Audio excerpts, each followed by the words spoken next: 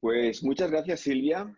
En primer lugar, y como no puede ser de otra manera, me gustaría agradecer la invitación a Conchita, también a Paradigma B y, por supuesto, a mi querida UES, que nos acoge en su seno, ¿no? Y bueno, yo creo que toca hablar de nuevos paradigmas. Estamos en un momento diferente, un momento histórico, en una disrupción importante que está poniendo todo en un proceso de reinvención. Y creo que hablar de liderazgo y de felicidad es importante precisamente porque ni el liderazgo ni la felicidad están presentes y no están al nivel que necesitaríamos, a pesar de que podamos estar viviendo el mejor momento de la historia de la humanidad. Vivimos una crisis de liderazgo y también una crisis de felicidad. Permítanme, antes de empezar, presentarme un poquito más en detalle y puedo decirles que liderazgo y felicidad han sido las dos caras de la moneda de mi vida profesional. El liderazgo porque en los entornos y culturas y países en los que he trabajado como director de personas, he visto cómo las organizaciones dependen de la calidad de su liderazgo. Y como director de recursos humanos, director de personas, me he enfocado precisamente en contribuir a elevar el nivel de calidad del liderazgo en las organizaciones como una estrategia de negocio. Y por otra parte, la felicidad, quizás un ámbito no tan típico dentro de los profesionales de recursos humanos. En el año 2003 cayó en mis manos el libro de Martin Seligman, recién publicado, La auténtica felicidad. Y allí, en ese libro, Seligman nos dice que la felicidad consiste en la identificación y cultivo de nuestras fortalezas y su aplicación o su uso cotidiano en el amor, el ocio, la familia, pero también en el trabajo. Para mí fue una extraordinaria importancia ver cómo el trabajo es un elemento fundamental que influye en nuestra felicidad general y cómo, a pesar de eso, muchas personas consideran que el trabajo es una maldición. De hecho, etimológicamente, trabajo viene de tripalium, tripaliare, tres palos, arma de tortura con la que se gestionaba a los esclavos en la Edad Media. Y negocio, la palabra negocio es la contracción de negación y de ocio, lo contrario al ocio. También en la Biblia nos dicen que Adán y Eva estaban fenomenalmente, perfectamente en el paraíso y fueron expulsados del paraíso por no cumplir la ley y castigados a ganarse el pan con el sudor de su frente, es decir, trabajar. Pues bien, esa vinculación de trabajo y felicidad me llevó precisamente a profundizar en la psicología positiva y cómo aplicar la psicología positiva en mi función de recursos humanos. Y como dijo Silvia en la presentación, eso me llevó posteriormente a que nuestro caso dentro de la organización pues, fuese estudiado por la vinculación de lo que se denomina la Happy Productive Worker Hypothesis, es decir, los trabajadores más felices son además más productivos. E incluso mi tesis doctoral en la Facultad de Ciencias Económicas de la Universidad de Santiago versó precisamente por la comprobación y el estudio de la correlación entre mayores niveles de satisfacción laboral y mayores resultados comparado con el resto de las empresas del sector de telecomunicaciones. Hoy en día, trabajando en el Tecnológico de Monterrey, ya no son dos caras de la misma moneda, sino que me dedico a estudiar el liderazgo y la felicidad de forma simultánea. Y como presentaré a continuación, hemos desarrollado un modelo de liderazgo orientado a la felicidad o florecimiento humano y estamos a punto de publicar ya un libro sobre coaching emergente, el modelo Flow de coaching emergente, modelo de coaching aplicando la psicología positiva. En muchas ocasiones le he preguntado a las audiencias si hay alguien ahí que no quiere ser feliz. Y nunca me he encontrado con una respuesta de sí, yo no quiero ser feliz. Sin embargo, sí es verdad que todos queremos ser felices, pero muchas veces no necesitamos adversidades ni enemigos, sino que llevamos nosotros un saboteador interno que nos impide conseguirlo. Y como decía, el trabajo ocupa un gran espacio en nuestras vidas y va a ser imposible ser feliz en la vida si no lo somos en el trabajo. De esta manera nos encontramos con que los entornos laborales pueden ser como el mar, un lugar donde reine la ansiedad, el estrés y el miedo, o donde disfrutar, divertirse y ser feliz. Y yo creo que apostar precisamente por desarrollar entornos laborales que incrementan el nivel de bienestar, insisto, es una estrategia adecuada de negocio.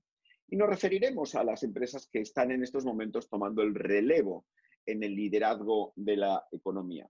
Pues bien, los líderes del planeta se reunían el pasado mes de enero, como cada año, en el Foro Económico Mundial en la ciudad suiza de Davos y seguían hablando sobre el tiempo volátil, incierto, complejo y ambiguo en el que vivimos. En esas estábamos cuando un cisne negro, el COVID-19, un cisne negro en forma de pandemia sanitaria, ha venido a acelerar, si cabe todavía más, el proceso de transformación de la sociedad, generando una nueva realidad que exige precisamente nuevos paradigmas. No podemos gestionar, si esperamos tener éxito, lo nuevo con lo viejo. Necesitamos entender la realidad que en estos momentos nos acoge para poder gestionar. En otra edición, en el mismo foro, ya se hablaba precisamente de que estamos en una nueva era. Después de la era agraria y la era industrial, hemos llegado a la era del ser humano, una nueva era precisamente enfocada precisamente al dotar del liderazgo de mayor sentido humano, dotar al liderazgo de mayor orientación y enfoque en las personas. Hay personas que no les gusta el término de la nueva normalidad. Yo lo entiendo porque dicen, ay, pues ¿cómo normalidad si esto es anormal? Bueno, pues a lo mejor la nueva realidad es que ya no podemos tener la expectativa, no podemos esperar que la normalidad vaya evolucionando lentamente y se consolide y se convierta en algo que podamos entender, sino que tenemos que entender que la nueva normalidad está llena de incertidumbre y no de cambio, sino de hipercambio. Pues bien, decía antes que vivimos una crisis de felicidad. De acuerdo con la Organización Mundial de la Salud, el 30% de la población en los países más desarrollados sufre hoy algún tipo de enfermedad ligada a la ansiedad o la depresión. Recientemente, en Reino Unido se publicaban datos que nos indican precisamente, y muy en coherencia con esta información, que el 30% de los británicos consume ansiolíticos de forma cotidiana. Necesitamos un ansiolítico para levantarnos y un somnífero para poder descansar. Seguramente esto tiene que ver con que vivimos buscando la felicidad donde no la podemos encontrar. Ansiamos lo que no tenemos. Tenemos miedo a perder lo que tenemos y de esta manera nos olvidamos de disfrutar, agradecer y saborear lo mucho que la vida nos da. Y así no es posible ser feliz. Además de la crisis de felicidad, también vivimos una crisis de liderazgo. De nuevo, con datos del World Economic Forum en su edición, en este caso del 2015, el 86% de los asistentes a la agenda global acordaron que existe una crisis de liderazgo. Y yo creo que desde el 2015 hasta hoy la crisis se ha profundizado. Harari, el autor de Homo Sapiens, publicaba en la revista Time y después ese artículo fue también publicado por El País, publicaba que en la batalla contra el coronavirus la humanidad carece de líderes. Creo que los retos del planeta, de la humanidad, de la sociedad, en estos momentos han dejado al desnudo las vergüenzas de nuestra ausencia de liderazgo. Nos encontramos con líderes que plantean sus enfoques como si esto tuviese un carácter regional o por país, como si los muros pudiesen pues, evitar los contagios, cuando en realidad la humanidad, una sola humanidad, enfrenta unos retos que deben ser enfocados y tratados precisamente de forma solidaria por los distintos gobiernos, las distintas sociedades. Hoy en día, la mayoría de las competencias y capacidades distintivas de las organizaciones residen en sus talentos, su capital humano y, en última instancia, las personas. Como decía Dave Ulrich, las compañías no piensan, piensan las personas. Y esto es absolutamente fundamental. Parece como que todos estaríamos de acuerdo en la afirmación. Sin embargo, parece que nuestro comportamiento no se compadece ni está en coherencia con la afirmación. Numerosas investigaciones refuerzan esta afirmación e identifican al liderazgo como uno de los principales activos de la sociedad. El valor de la sociedad, el valor de las organizaciones, tiene una gran dependencia en el valor de las personas, del talento. En el Tecnología de Monterrey hemos venido trabajando en un proyecto de mucha intensidad, definiendo la visión del 2030. Y en este sentido, antes de la pandemia, el TEC vio que teníamos que evolucionar, que nuestro modelo educativo tenía que transformarse y orientarse no a las materias o al conocimiento, sino a los retos, de tal manera que estamos, a través del modelo educativo TEC 21, anticipándonos a la necesaria evolución de la educación. Recuerdo a mi querida Elsa Punset, una divulgadora española especialista en el ámbito de la felicidad, hija del gran Eduardo Punset, que decía que si bien los quirófanos de hoy en día no se parecen en nada a los quirófanos del principio del siglo XX, las aulas todavía se parecen demasiado. Sin embargo, yo diría, se parecían. Por eso, fíjense ustedes cómo nos hemos familiarizado así en un golpe, en un periquete, a las nuevas formas de la formación y de la educación. Ha sido una evolución y un aprendizaje por inmersión, por pura necesidad. Pues bien, en relación a esa visión del 2030, nosotros lo que vemos es que liderazgo, innovación y emprendimiento tienen que ser los tres pilares, pero orientados al florecimiento humano. ¿Y qué es esto del florecimiento humano? Pues básicamente Seligman de nuevo volvió a abrir una senda criticándose a sí mismo, precisamente a su libro La auténtica felicidad, y diciendo, creo que mi aproximación del concepto de felicidad no es del todo acertada, porque la felicidad no es únicamente la preponderancia de las emociones positivas sobre las negativas, es muy importante, pero nos plantea en su libro Flourish un planteamiento de la felicidad como un constructo, es decir, una ecuación con distintos elementos que él define en torno al acrónimo PERMA, el florecimiento humano, ese conjunto de las emociones positivas, del compromiso, de las relaciones positivas, del significado y también del achievement o accomplishment, es decir, de la orientación a los logros. Pues bien, yo creo que el término florecimiento humano todavía seguramente es un poco difícil de digerir para algunas personas, para otras no, y esto es curioso porque o te entra sin, o lo amas sin mayor explicación o sí te cuesta, ¿no? Sin embargo, déjenme decirles que el talento son semillas. Cuando contratamos a las personas en las organizaciones, contratamos potenciales y lo que queremos y lo que buscamos es contribuir a que esa semilla fructifique. Y cuando hablamos de fructificar, nadie lo pone en duda. Es decir, cómo multiplicar el impacto de esa semilla, de ese talento que contratamos. Pues fructificar o florecer es hoy el reto de la sociedad y el reto, en mi opinión, del liderazgo. Bien, ¿por qué nos denominamos Centro de Liderazgo Emergente? Pues porque hay una nueva realidad y necesitábamos acompañar al término liderazgo con un elemento que nos ayude a entender que tiene que evolucionar.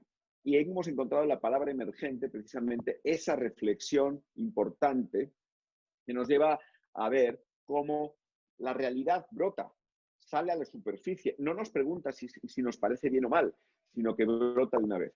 Y en este sentido, además de emergente porque brota, es emergente porque es urgente reorientar el concepto, reinventar el concepto de liderazgo. Nos hemos inspirado en el libro de Rafael Echeverría, el padre del coaching ontológico, que en su libro La empresa emergente analiza cómo la empresa debe evolucionar buscando generar entornos que fomenten la confianza. Y en este sentido, los líderes de las empresas tradicionales eran capataces, eran personas autoritarias que utilizaban la jerarquía, su poder, para dirigir como tales, como capataces, el ordeno y mando y el control como herramientas. Sin embargo, hoy los líderes tienen que ser como directores y directoras de orquesta que tienen una batuta invisible y que hacen que con esa batuta los distintos miembros del equipo contribuyan a través de sus instrumentos, sus capacidades, a generar una armonía, una sinfonía y algo que realmente pueda obtener grandes resultados y eso es una labor, sin duda, de equipo. Empresa emergente, liderazgo emergente que explicaré a continuación y también, como decía, estamos desarrollando un modelo de coaching aplicando la psicología positiva, un modelo flow de coaching emergente. De esta forma, creo que atendemos al llamamiento de Julian Birkinshaw, exdecano de la London Business School, que en su libro Reinventing Management nos dice precisamente, anticipándose, yo creo que de una forma, con una visión muy clara, a todo lo que estamos viviendo, la necesaria reorientación y búsqueda de nuevos paradigmas. Lo que Chomsky y Mabor nos habla como el océano azul, que consiste en buscar alternativas a los paradigmas tradicionales. Y en este sentido surge la psicología positiva. A finales de los 90, Martin Seligman y otros colegas hablan de la necesaria reorientación de la psicología centrada fundamentalmente en lo que no funciona del comportamiento humano para centrarla en lo que sí funciona del comportamiento humano. Y reunidos en el bello lugar de Akumal, en Quintana Roo, al lado de Cancún, pues elaboraron el manifiesto. Y en ese manifiesto ya hablaban de cómo en el punto 4 era importante mejorar la satisfacción laboral y también mejorar las organizaciones y las sociedades a través del descubrimiento de condiciones que aumenten la confianza, la comunicación y el altruismo entre las personas. Pues bien, yo creo que esta visión es ahora fundamental, porque si la felicidad y el florecimiento humano fuese general, no habría que estudiar. Y sin embargo, lo cierto es que nos hemos tomado pues la molestia y el trabajo de analizar cuántos documentos se habían publicado en la base de datos Scopus en el periodo 2012-2018 y de los 25.311 publicados, solamente 441, el 1.74%, han tenido un enfoque hacia el well-being, la positividad, la felicidad o el florecimiento. Por eso creo que es muy importante que cada vez más se sumen universidades, investigadores y organizaciones en general a entender estos elementos que unan, por una parte, el liderazgo, ese concepto tan estudiado y a veces tan desgastado, tan mañido, y el concepto de florecimiento humano. Bass dice que hay tantas definiciones de liderazgo como personas han intentado definirlo. Y de hecho, pues eso me ha animado también a plantear mi propia definición de líder. Para mí, y para el Centro de Liderazgo Emergente, hoy en día, líder es aquella persona que consigue florecer y ser feliz. En el siglo XX, un líder es aquella persona que tenía muchos seguidores y tenía mucho éxito, es decir, mucha consideración, con éxito económico, profesional, social. Sin embargo, ¿de qué sirve tener tanto éxito si esa persona no es feliz? ¿Y por qué va a tener que buscar seguidores si uno es feliz? Ya no necesita mucho más. Ahora, ¿qué es lo que nos va a llevar a conseguir florecer y ser feliz? Pues nos va a ayudar el contribuir a la felicidad y al florecimiento de los demás. Nuestro planteamiento de líder es un planteamiento de autoliderazgo. El líder es aquella persona que conoce sus emociones, conoce sus fortalezas y es capaz de autodesarrollarse y autogestionarse. Frente a muchos líderes que en la actualidad presumen precisamente lo contrario, de su falta de control. Pareciera que primero disparan y después apuntan, primero hablan y después piensan. Y hoy creo que es muy importante precisamente tener esa capacidad de liderarse a uno mismo desde el intraliderazgo para pasar a liderar a los demás. Y este es nuestro modelo. Este modelo responde a la pregunta de qué elementos no puede no tener un líder hoy. Hoy, el líder tiene que ser una persona que es consciente de sí misma y de su entorno. Una persona que encuentra significado y propósito en lo que hace y ayuda a las personas que conforman sus equipos a encontrar propósito y significado a su vez. Un líder positivo. ¿Quién seguiría a una persona negativa, pesimista? Ahora, positivo con los pies en el suelo, desde el realismo. Alguien acuñó el término optimalismo, ¿no? Optimismo realista, con altos niveles de autoeficacia, con altos niveles de positividad, de optimismo y de esperanza. Un líder que es capaz de gestionar desde la resiliencia, gestionar la incertidumbre, gestionar desde la flexibilidad, la tolerancia, la frustración y, por último, un líder que se compromete con las organizaciones y con el bien común y con la sociedad. Un líder inmerso en un proceso continuo de conocimiento de sí mismo y de su entorno, en un proceso de aprendizaje permanente. Decía Ortega y Gasset que nada se puede esperar de un líder que no esté dispuesto a hacer más esfuerzo que los demás. Hoy ser líder es servir a los demás, anteponer precisamente el ayudar a los demás por delante de los propios intereses. Y ya está ahí terminando.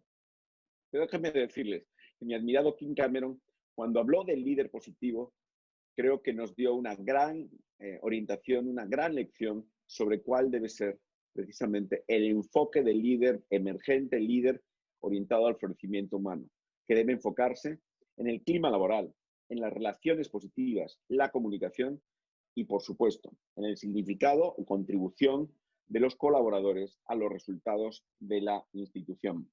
Y en este sentido, creo que es muy pertinente precisamente hablar de felicidad laboral, de bienestar organizacional.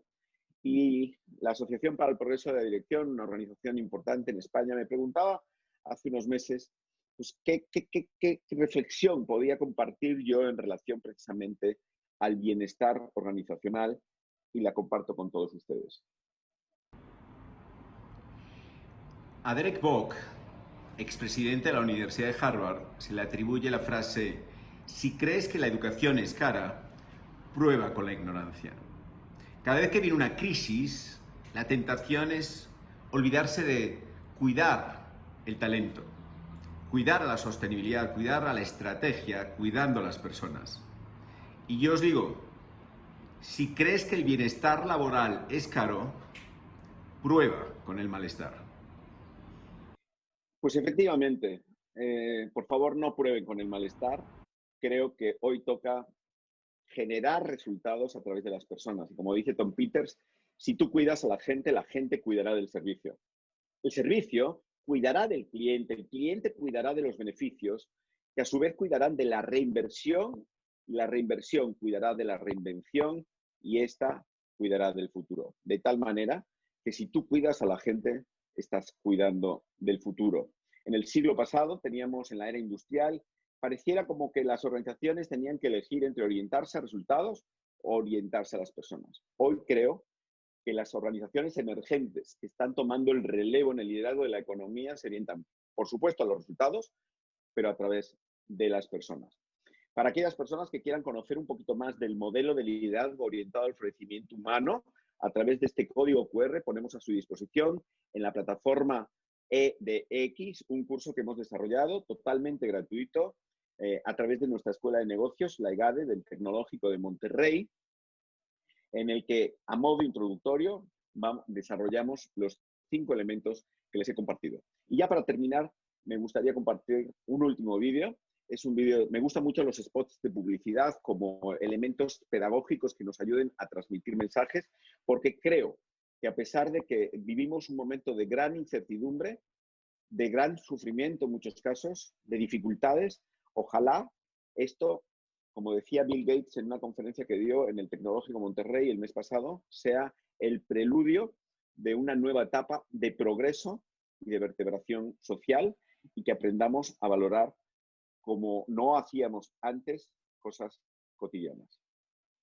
Y de repente, sin salir de casa, estamos en el mayor viaje que jamás hemos vivido, uno que nos cambiará para siempre. Y sin salir de casa, aprendemos costumbres nuevas, descubrimos rituales que nunca habíamos vivido. Y juntos nos sorprendemos del valor de las personas, y no solo de las personas. Y seguimos enviando mensajes y nos llamamos como en todos los viajes que hicimos, y bailamos y reímos, y también lloramos. Y hacemos planes para cuando nos volvamos a ver. Pero ese ya será otro viaje, un viaje nuevo y distinto. Y saldremos de casa, eso seguro, y saldremos diferentes. Y todo lo que hemos aprendido nos hará ver el mundo con otros ojos. Porque si todo esto lo estamos haciendo desde nuestras casas, ¿te imaginas lo que seremos capaces de hacer cuando volvamos a salir? Pues efectivamente, ojalá todo este sufrimiento suponga también un crecimiento personal, un crecimiento postraumático. La psicología positiva precisamente estudia que muchas veces el ser humano, de forma individual o colectiva, necesita un golpe, un shock para reaccionar. Y ojalá podamos después saborear cosas que antes hacíamos como inercia, abrazar a un ser querido, seres queridos que a lo mejor ahora no podemos abrazar, y saborear precisamente lo importante de las cosas muy sencillas. Ha sido un placer acompañarles. Muchísimas gracias a todos, a todas, y de verdad, vale la pena contribuir a la humanización de las organizaciones, vale la pena preocuparse del bienestar de las personas, vale la pena desarrollar nuevos paradigmas positivos, porque si queremos construir una sociedad mejor, todos tenemos una gran responsabilidad. Muchísimas gracias.